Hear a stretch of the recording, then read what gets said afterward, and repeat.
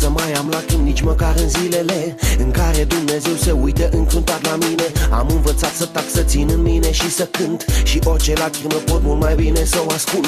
Acum am crescut și că sunt băiat mare, iar uneori nu îmi permit să spun nici că mă doare. Și știu că atunci când de-a mea inimă se va opri, alții vor fi să își oprească multe alte lacrimi. Se spune că e nevoie de curaj pentru a muri, eu spun că trebuie curaj pentru a trăi. Și știi că toți oamenii mor, dar nu toți oamenii trăiesc. E greu când trebuie să treci zilnic încă un test.